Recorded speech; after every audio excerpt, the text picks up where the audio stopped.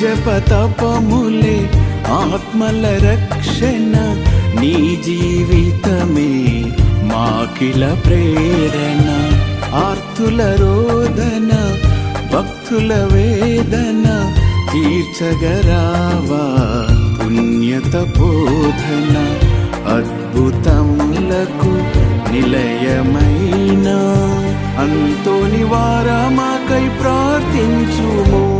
నిన్ను కీర్తింతుము, నిన్ను ప్రణుతింతుము, నిన్ను స్మరింతుము, మాకై ప్రార్థించుము.